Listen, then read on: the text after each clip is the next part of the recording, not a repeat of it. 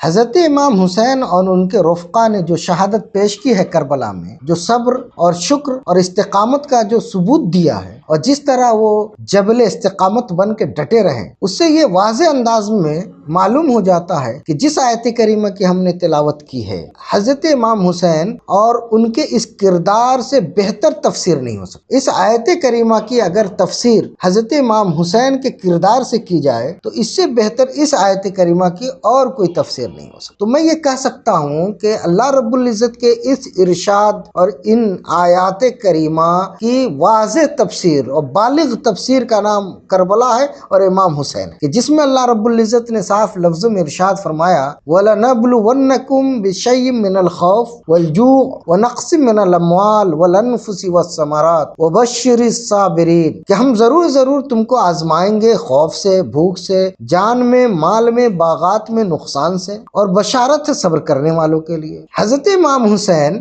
اپنے آل و اولاد کو لے کر، اپنے کنبے کو لے کر کربلا پہنچے ہوئے ہیں، جنگ کی غرض سے نہیں گئے ہیں، اور ظالموں نے آپ کو گھیر کر جنگ پہ مجبور کیا۔ حضرت امام حسین نے جو صبر اور شکر کا ثبوت پیش کیا ہے، اور حضرت امام حسین کے رفقا نے جس استقامت کا اور جس وفاداری کا ثبوت پیش کیا ہے، اور جس طرح وہ صبر کے ساتھ سب کے سب ڈٹے رہے، تاریخ انسانیت میں اس سے بہتر کوئی اور رول ماڈل نہیں ملتا۔ صبر و شکر کا اس سے بڑا نمونہ نہیں ملتا، کہ جہاں بچے بھی شہید ہو رہے ہیں، عورتیں بھی بیوہ اور یتیم ہو رہی ہیں، جوان بھی شہید کیے جا رہے ہیں، پانی بند کر دیا گیا ہے، چھوٹے چھوٹے ننھے بچوں پہ بھی پانی بند کر دیا گیا ہے، چاروں طرف سے پہرے لگا دیے گئے ہیں، باطل کے آگے جھکنے کے لیے مجبور کیا جا رہا ہے، لیکن حضرت امام حسین نے ایک لفظ بھی نہ اس بلا سے نکلنے کی دعا کی ہے، اور نہ اس بلا سے فرار ہونے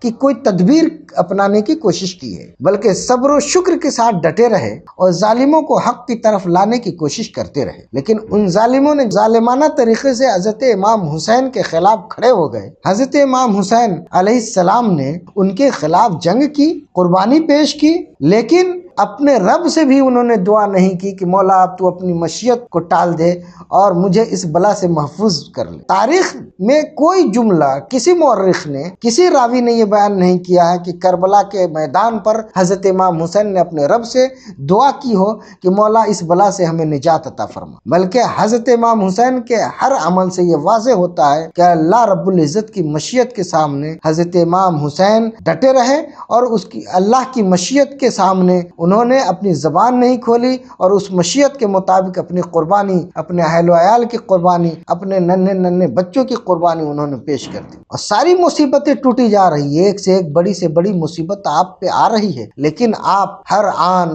اپنے رب کے ساتھ کھڑے ہیں، اپنی رب کی رضا کے ساتھ کھڑے ہیں، اللہ کی مشیت کے سامنے راضی برضا ہیں، اور ہر آن آپ کی زبان حال گویا یہ کہہ رہی ہے انا للہ و انا الیہ راجعون، کہ ہم اللہ کی طرف سے آئے ہیں، اللہ کے بندے ہیں، اللہ کے لیے جیتے ہیں، اللہ کے لیے مرنے کو تیار ہیں، ہماری ہر طرح کی عبادت اللہ کے لیے ہے، جانی قربانی، مالی قربانی، ہر طرح کی قربانی ہم اللہ کی رضا کے لیے دینے کو تیار ہیں۔ اس آیت کریمہ کی کربلا والوں سے بہتر کوئی تفسیر نہیں ہو سکتی، عملی تفسیر بن کر کے حضرت امام حسین اور آپ کے رفقا اس آیت کی عملی تفسیر بن کے کھڑے ہیں، اور اللہ رب العزت آگے ارشاد فرماتا ہے کہ جو صبر کر لے، جو شکر کر لے، اور جو ہر حال میں اپنے رب کو یاد رکھے اور رب کی طرف لوٹنے کا عزم رکھے اور رب کی رضا میں راضی رہے، تو یہی وہ لوگ ہیں جن کے اوپر صلوات ہیں اور رحمتیں ہیں۔ تو بلا شبہ کربلا والوں پر صلوات بھی ہے اور رحمتیں بھی ہیں، اور اس آیت کی روشنی میں